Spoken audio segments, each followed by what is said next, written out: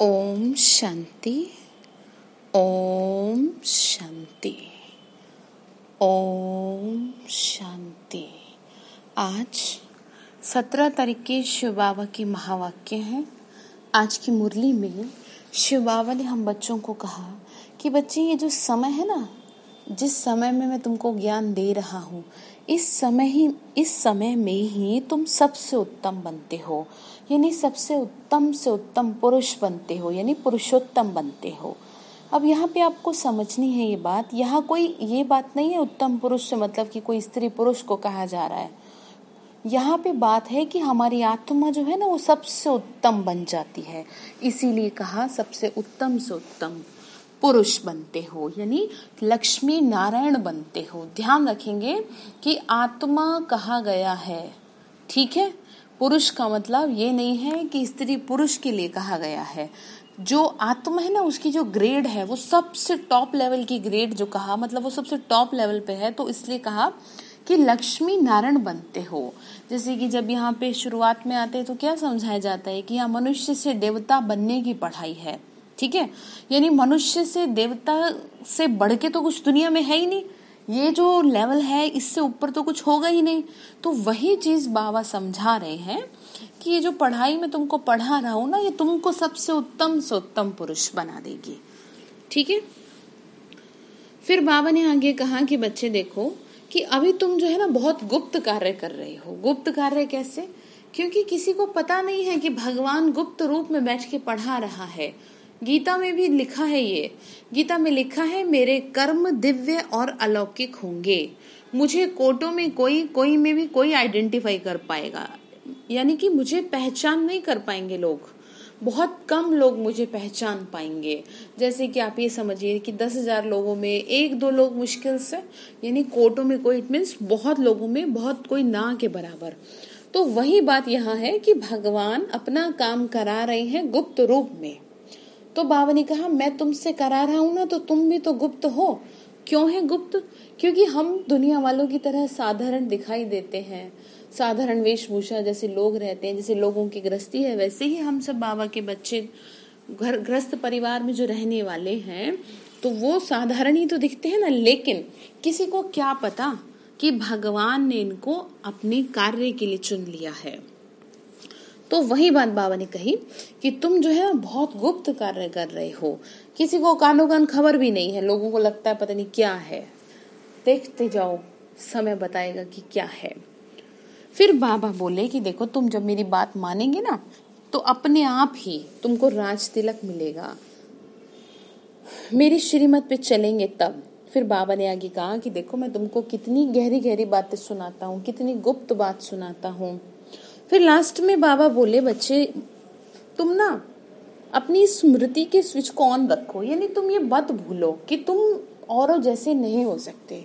तुमको मैंने विशेष कार्य के लिए चुना है, तुमको मैंने विश्व कल्याण के लिए चुना है। तुम सभी के कल्याण की भावना हर हाल में रखोगे क्योंकि तुम मेरे हो। ऐसे बाबा समझा रहे हैं। तो चलिए सुन लेते हैं क्या समझाना चाह रहे हैं। प्रातः मुरली ओम शांति, बाप दादा मधुबन। मीठे बच्चे, तुम्हें इस पुरुषोत्तम संगम युग पर ही उत्तम से उत्तम पुरुष बनना है। श्री कृष्ण के बारे में आप सभी जानते हैं, वो क्या है? सबसे उत्तम से उत्तम है, सबसे उत्तम पुरुष है यह लक्ष्मी नारायण। जैसे कि मैं आपको बता देती हूँ, एक बार क्या हुआ कि जो स्वामी विवेकानंद थे, उनसे मिलने के लिए मीरा गई, ठीक है।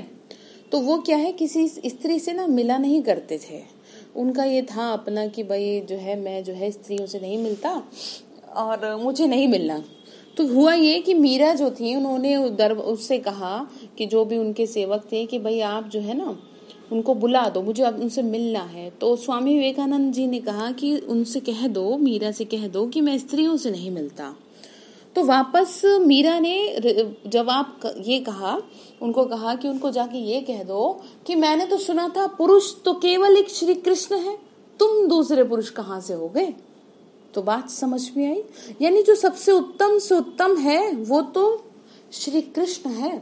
मनुष्य कैसे, तुम कैसे हो गए, तुम कौन से दूसरे पुरुष हो गए, तो आप समझ पा रहे हैं, यहाँ पे कोई मेल फीमेल की बात नहीं समझाई गई, यहाँ पे आत्मा के पुरुषोत्तम बनने की बात समझाई गई है। क्यों? क्योंकि श्री कृष्ण ही तो है ना सबसे उत्तम से उत्तम, तो बाबा वही कह रहे हैं। तो बाबा ने कहा कि बच्चे देखो, तो सबसे उत्तम पुरुष है ये लक्ष्मी नारायण। श्री कृष्ण का जो बाल, लक्ष्मी नारायण का जो बाल रूप है वही क्या है? श्री कृष्ण का रूप है। स्वयंवर के बाद वही नारायण बनते हैं। फिर विष्णु का जो रूप दिखाया 4 भुजा, वो श्री कृष्ण का ही रूप है। ठीक है, 2 भुजा लक्ष्मी की, 2 नारायण की, दोनों का कंबाइंड रूप विष्णु है। तो यही आज बाबा क्लियर किए हैं। तो प्रश्न बाबा ने पूछा, तुम बच्चे बाप के साथ साथ कौन सा एक गुप्त कार्य कर रहे हो? आंसर है आदि सनातन देवी देवता धर्म की स्थापना और दैवी राज्य राजधानी की स्थापना। तुम बाप के साथ गुप्त रूप से ये कार्य कर रहे हो। बाप बागवान है जो आकर कांटों के जंगल को फूलों का बगीचा बनाते हैं। बाबा ने कहा दुनिया क्या बन गई? कांटों का जंगल। उस बगीचे में भी कोई खौफनाक दुख देने वाली चीज होती नहीं। बाबा ने कहा उस बगीचे में कोई दुख देने वाली चीज नहीं होती। तो गीत है, आखिर वह दिन आया आज जिसका हमें था इंतजार। ओम शांति। रूहानी बाप बैठ रूहानी बच्चों को समझाते हैं। समझाएंगे तो जरूर शरीर द्वारा। क्या कहा? समझाएंगे तो जरूर शरीर द्वारा। आत्मा शरीर बगैर कोई भी कार्य कर नहीं सकती। बाबा ने कहा रूहानी बाप को भी एक ही बार पुरुषोत्तम संगम युग पर शरीर लेना पड़ता है। ये संगम युग भी है, इनको पुरुषोत्तम युग भी कहेंगे, क्योंकि इस संगम युग के बाद फिर सतयुग आता है। बाबा ने कहा ये जो है संगम युग है, ठीक है, इसके बाद सतयुग आएगा। तो बाबा ने कहा यहाँ ही बच्चों को पुरुषोत्तम बनाते हैं, फिर तुम पुरुषोत्तम नई दुनिया में रहते हो। पुरुषोत्तम अर्थात उत्तम से उत्तम पुरुष, ये राधे कृष्ण अथवा लक्ष्मी नारायण है। ये ज्ञान भी तुमको है और धर्म वाले भी मानेंगे बरोबर ये हेवन के मालिक हैं। बाबा ने क्या कहा? लक्ष्मी नारायण किसके मालिक है? स्वर्ग के। भारत की ही बड़ी भारी महिमा है, परंतु भारतवासी खुद नहीं जानते। कहते भी है ना फलाना स्वर्गवासी हुआ, परंतु स्वर्ग क्या चीज है ये समझते नहीं है। आप ही सिद्ध करते हैं स्वर्ग गया, इसका मतलब क्या? नरक में था। हेवन तो जब बाप स्थापन करें, यानी जब शिव बाबा स्थापन करें स्वर्ग, तो तभी आए ना। बाबा ने कहा देखो 2 चीजें हैं, स्वर्ग और नरक। मनुष्य तो स्वर्ग को लाखों वर्ष कह देते हैं।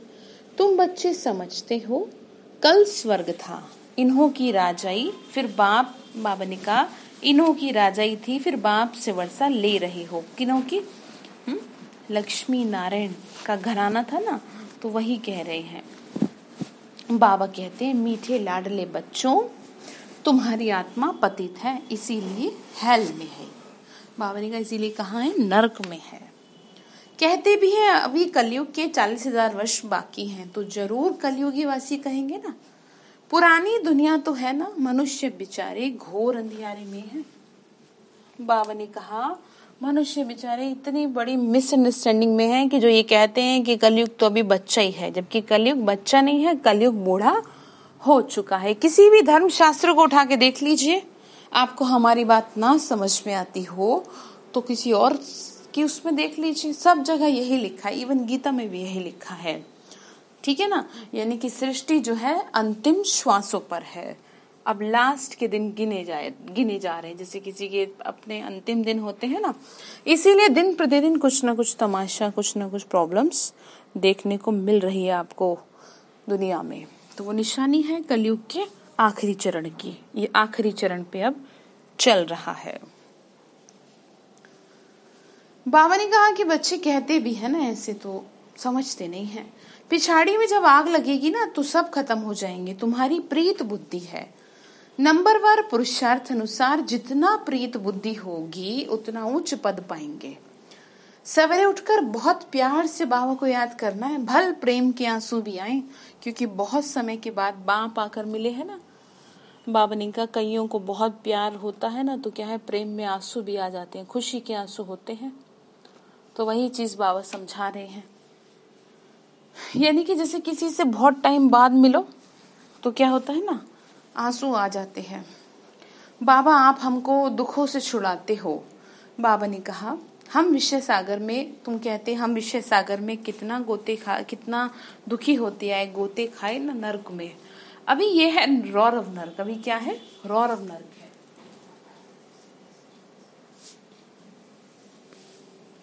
तो बाबा ने कहा बच्चे देखो, अभी तुमको बाबा ने सारे चक्र का राज समझाया, मूल वतन क्या है वो भी आके बताया। पहले तुम नहीं जानते थे, इसको ही कहते हैं कांटों का जंगल। बाबा ने कहा पहले तुम्हें इन चीजों के बारे में पता ही नहीं था, अभी तो बाबा ने बताया है ना, तो इसीलिए इस दुनिया को क्या कहा, कांटों का जंगल कहा।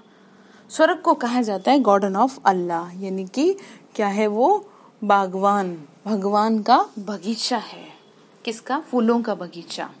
ठीक है, बाप को बागवान भी कहते हैं। तुमको फूल से फिर कांटा कौन बना देता है, बाबा ने कहा तुमको फूल से कांटा कौन बनाता है, रावण ही तो बनाता है ना। तुम बच्चे समझते हो भारत फूलों का बगीचा था, अब जंगल है। जंगल में जानवर बिच्छू आदि रहते हैं। सतयुग में कोई खौफनाक जानवर आदि होते नहीं। शास्त्रों में तो बहुत बातें लिख दी। कृष्ण को सर्प ने डसा, यह हुआ, क्या क्या लिख दिया। कृष्ण को फिर द्वापर में ले गए। बाप ने समझाया है क्या, कि जो भक्ति है ना वो बिल्कुल अलग है, अलग चीज है, और जो ज्ञान है वो अलग है। ज्ञान सागर तो केवल एक बाबा ही है। ऐसे नहीं कि ब्रह्मा विष्णु शंकर ज्ञान के सागर है, नहीं, पतित पावन एक ही ज्ञान सागर को कहेंगे। वो कौन है, शिव बाबा। ज्ञान से ही मनुष्य की सदगति होती है। सदगति के स्थान में है दो मुक्ति धाम और जीवन मुक्ति धाम। कैसे होती है सदगति, समझते हैं ना। बाबा ने कहा,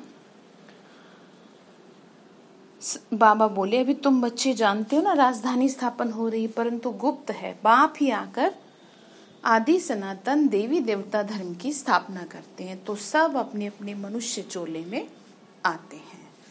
बाप को अपना चोला तो है नहीं, इसीलिए उनको निराकार गॉडफादर कहा जाता है। बाकी सब है इनकॉर्पोरियल आत्माओं का। बाबा ने कहा इनकॉर्पोरियल गॉडफादर, इनकॉर्पोरियल आत्माओं का, यानी कि जो निराकारी दुनिया है ना, वो हम आत्माओं की तो दुनिया है।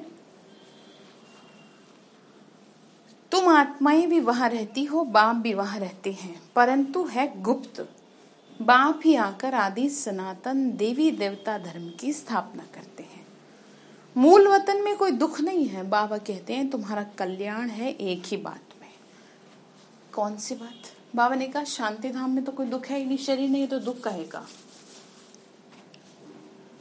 बाबा ने कहा देखो तुम्हारा कल्याण है एक बात में। वो कौन सी बात है, बाबा को याद करो। कह रहे तुम्हारे भलाई ना इसी में है कि तुम बस अब दिन रात मुझे याद करते रहो, अंदर ही अंदर करना। कोई तुम्हें थोड़ी कह रहे हैं कि सब छोड़ छाड़ के बैठ जाओ, ठीक है ना। जिससे ज्यादा प्यार होता है उसकी याद ऑटोमेटिकली बनी रहती है।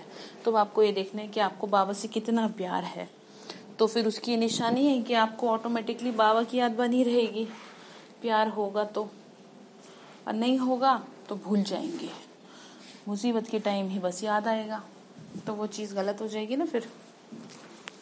तो बाबा यही समझा रहे हैं।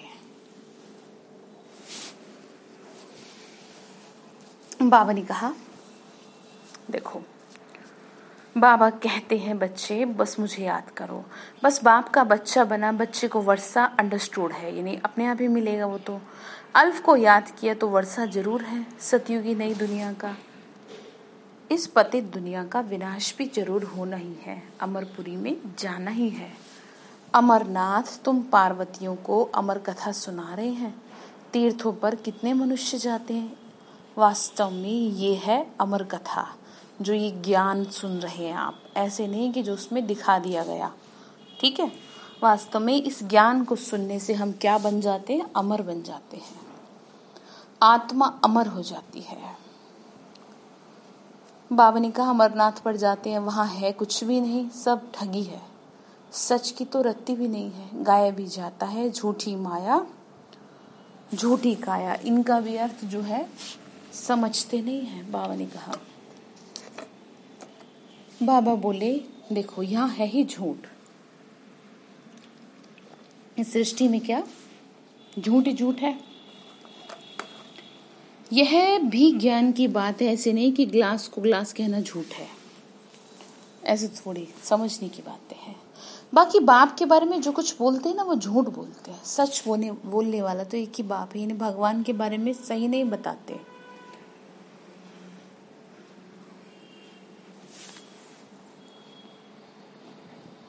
अभी तुम जानते हो बाबा आके सच्ची सच्ची सत्यनारायण की कथा सुनाते हैं, झूठे हीरे मोती भी होते हैं। आजकल झूठ का बहुत शो है, उनकी चमक ऐसी होती है सच्चे से भी अच्छी। तो बाबा वही कह रहे हैं कि दुनिया में क्या है, झूठ ही झूठ है। ये झूठे पत्थर पहले नहीं थे, पिछाड़ी में विलायत से आए हैं। झूठे सच्चे साथ मिला देते हैं, पता नहीं पड़ता, यानी असली और नकली का। फिर ऐसी चीजें भी निकली हैं जिससे परखते हैं, मोती भी ऐसे झूठे निकले जो पता ही नहीं पड़ता। अभी तुम बच्चों को, बाबा ने क्या कहा, अभी तुम बच्चों को कोई संशय नहीं पड़ता, संशय वाले फिर आते ही नहीं है। प्रदर्शनी में कितने ढेर आते हैं, मतलब कईयों को क्या है संशय रहता था, बाबा ने कहा आते ही नहीं है, फिर ऐसे का आने का फायदा भी क्या। बाबा कहते हैं बड़े बड़े दुकान निकालो, एक ये है सच्चा तुम्हारा दुकान, यानी बाबा घर खोलो। तुम सच्ची दुकान खोलते हो, बड़े बड़े सन्यासियों के बड़े बड़े दुकान होते हैं जहाँ बड़े बड़े मनुष्य आते हैं। तुम भी बाबा ने कहा बड़े बड़े सेंटर्स खोलो।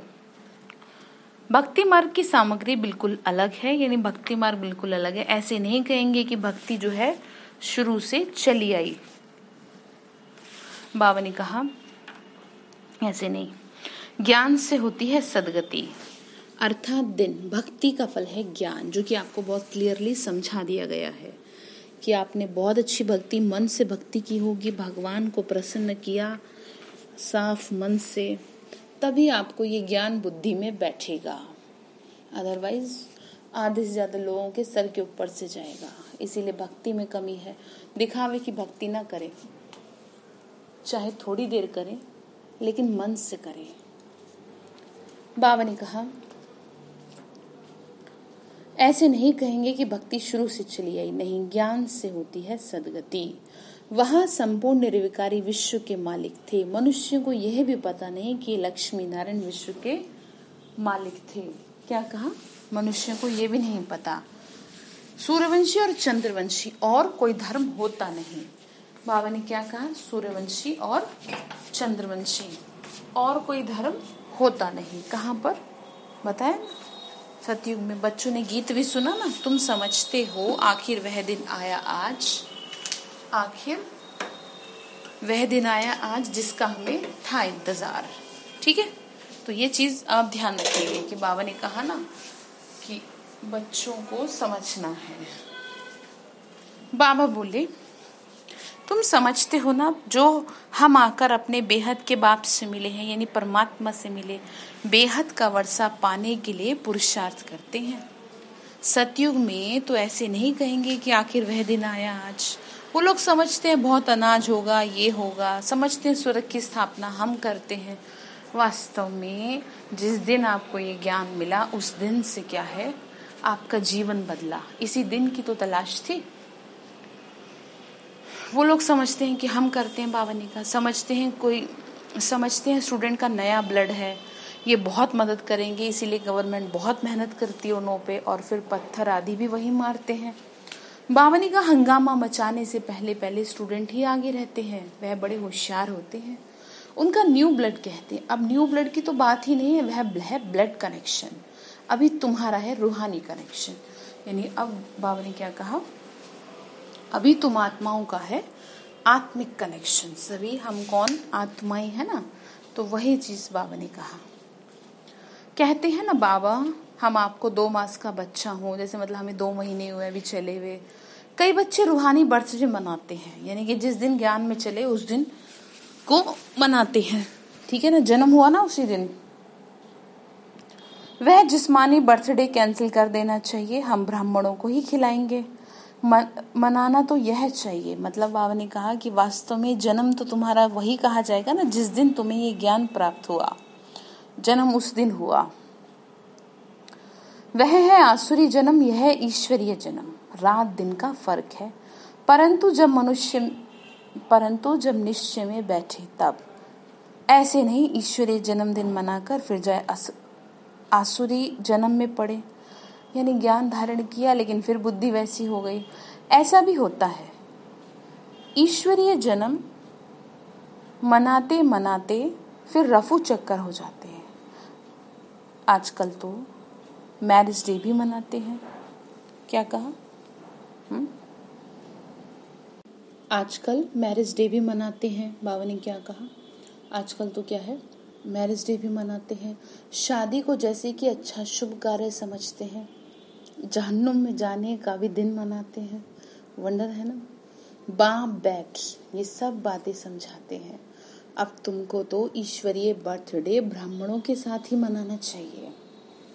हम शिव बाबा के बच्चे हैं, हम बर्थडे मनाते हैं तो शिव बाबा की याद रहेगी। जो बच्चे निश्चय बुद्धि हैं उनको जन्मदिन मनाना चाहिए, यानी ईश्वरीय। वह आसुरी जन्म ही भूल जाए। यह भी बाबा राय देते हैं। अगर पक्का निश्चय बुद्धि है तो बस हम तो बाबा के बन गए, दूसरा ना कोई। फिर अंतमति सुगति हो जाएगी। बाप की याद में मरा तो दूसरा जन्म भी ऐसा मिलेगा, नहीं तो अंत काल जो स्त्री सिमरे वैश्य योनि बल उतरे। बाबा ने का ये भी ग्रंथ में है। यहाँ फिर कहते हैं अंत समय गंगा का तट हो, गंगा जल मुंह में हो, तब जाके शरीर छूटे। तो ये सब है भक्ति मार्ग की बातें। तुमको बाबा कह रहे हैं शरीर छूटे तो भी सुदर्शन चक्रधारी हो। बुद्धि में बाप और चक्र को याद करो सो जरूर। जब पुरुषार्थ करते रहेंगे तब अंत काल याद आएगी। बाबा ने कहा जब तुम इतनी मेहनत करोगे दिन रात मुझे याद करने की, तो जिस समय तुम्हारा अंत समय होगा उस समय तुम्हें मेरी याद कॉन्टिन्यूसली बनी रहेगी। तो शरीर छूटेगा, अच्छी तरीके से छूट पाए, यानी अच्छी जगह जन्म मिले। नहीं तो शरीर छोड़ना आसान नहीं है आत्मा के लिए। अपने को आत्मा समझो और बाबा को याद करो, क्योंकि तुम बच्चों को अब वापस जाना है। आज शरीरी होकर यहाँ पाठ बजाते बजाते सतो प्रधान से तमो प्रधान बने हो। अब फिर से तुमको सतो प्रधान बनना है। इस समय आत्मा ही इम्प्योर है बाबा ने कहा, तो शरीर फिर प्योर कैसे मिल सकेगा? आत्मा इम्प्योर हो गई ना। बाबा ने बहुत मिसाल समझाई है, फिर भी जौहरी है ना, खाद जेवर में नहीं सोने में पड़ती है। बाबा ने समझाई एक एक बात।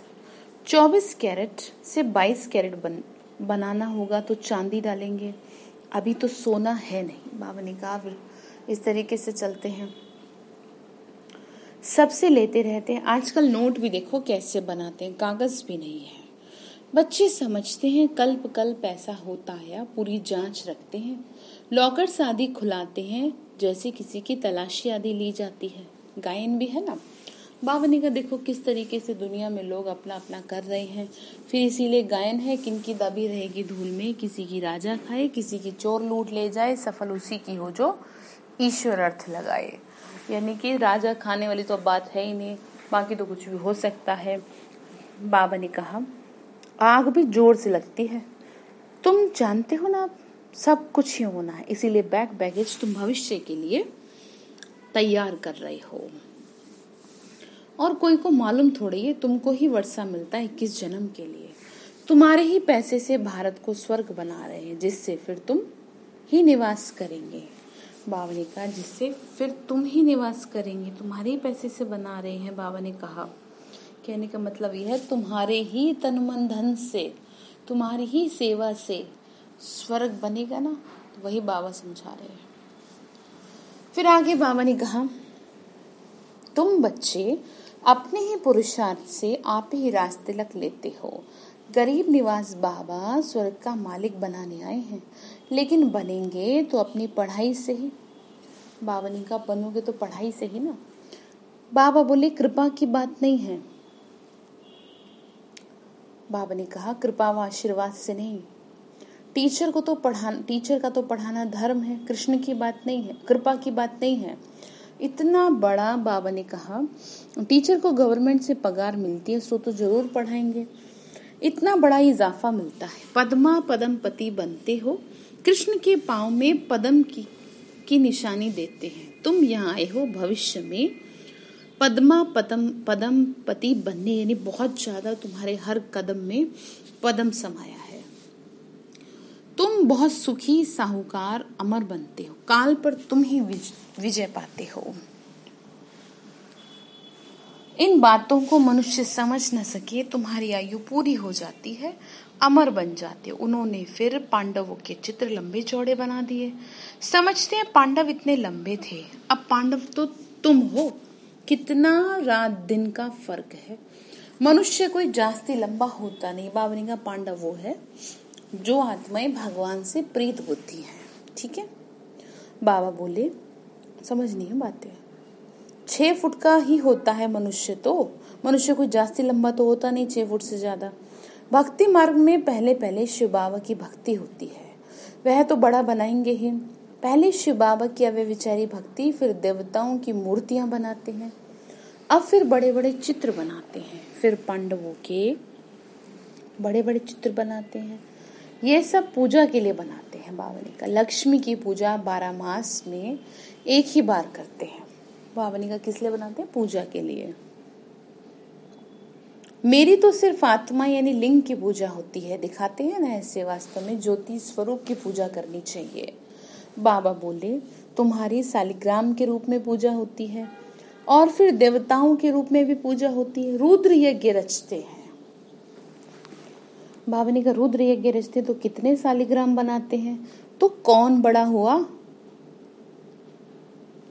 बाबा ने कहा तो देखो कौन बड़ा हुआ, तभी तो बाबा बच्चों को नमस्ते करते हैं। बाबा ने कहा तुम्हारी पूजा होती है, मेरी उतनी नहीं होती। कितना उच्च पद प्राप्त कराते हैं बाबा कह रहे तुमको। ठीक है, फिर आगे बाबा ने क्या कहा, बाबा कितनी गहरी गहरी बातें सुनाते हैं, तो तुम बच्चों को कितना खुशी होनी चाहिए। खुशी होती है मुरली सुन करके।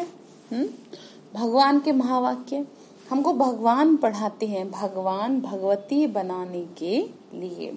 कितना शुक्रिया मानना चाहिए भगवान का, शुक्रिया कि जो आपको ऐसा बना रहे, हमको ऐसा बना रहे, हर पल शुक्रिया।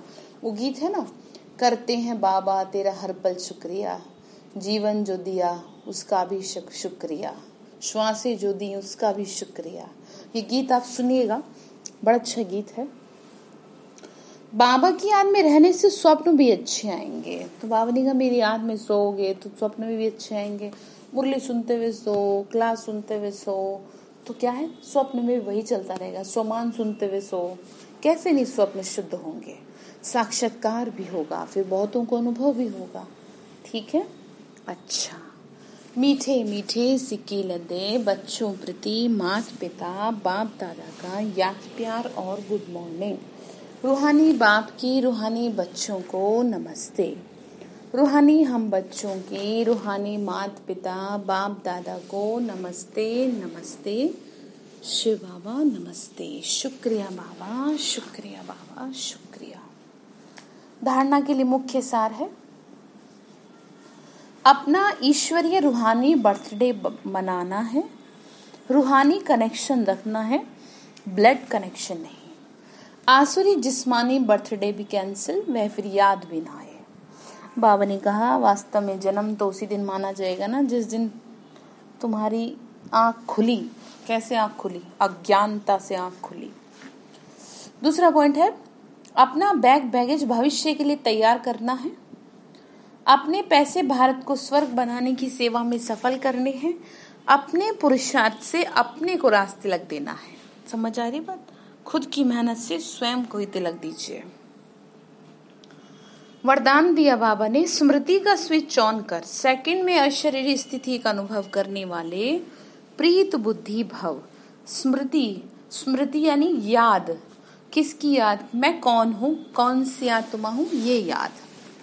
जहाँ प्रभु प्रीत है वहाँ अशरीरी बनना एक सेकंड के खेल के समान है। जहाँ भगवान से प्रीत है, जैसे स्विच ऑन करते ही अंधकार समाप्त हो जाता है ना, तो ऐसी प्रीत बुद्धि बन स्मृति का स्विच ऑन करो तो देह और देह की दुनिया की स्मृति का स्विच ऑफ हो जाएगा। ये सेकंड का खेल है। मुख से बाबा कहने में भी टाइम लगता है, लेकिन स्मृति में आने में टाइम नहीं लगता। ये बाबा शब्द ही पुरानी दुनिया को भूलने का आत्मिक बॉम्ब है। बाबा बस याद आ जाए। स्लोगन है, देहभान की मिट्टी के बोझ से परे रहो तो डबल लाइट फरिश्ता बन जाएंगे। देहभान शरीर के भान की मिट्टी से फरिश्ता स्वरूप में, ठीक है, जो कि आज शाम को फरिश्ता स्वरूप में योग कराया जाएगा, जो आपको चैनल पे अपलोड मिल जाएगा, ठीक है। तो आज बाबा ने क्या कहा, बाबा ने आज बर्थडे के बारे में बात की। तो अब आप उदास ना हो जाएं कि बाबा ये कह रहे हैं बर्थडे भी नहीं मनाना, ऐसा कुछ नहीं है। बात के अर्थ को समझेंगे। बाबा हमको ये समझाना चाह रहे हैं कि बच्चे देखो, तुम्हारा जन्म तो वास्तव में वही होगा ना जिस दिन तुम्हें ज्ञान प्राप्त हुआ। जिस दिन तुम्हें ये ज्ञान प्राप्त हुआ उसी दिन तुम्हारा असली जन्म है, ठीक है। तो इसलिए उसी बर्थडे को मनाओ जो तुम्हारा असली बर्थडे ये है। फिर मन करे तो उसको करो, लेकिन बाबा ने कहा फिर वो, जैसे किसी के जीवन में दुख होता है ना, किसी के जीवन में उतना सुख नहीं होता तो उसको दुख होता है कि मैं क्यों जीवन लिया या मेरे जीवन में इतना दुख रहा, तो उसको उमंग भी नहीं आता। लेकिन ये ज्ञान प्राप्त होगा तो जीवन में उमंग रहेगा, ठीक है। अच्छा, ओम शांति।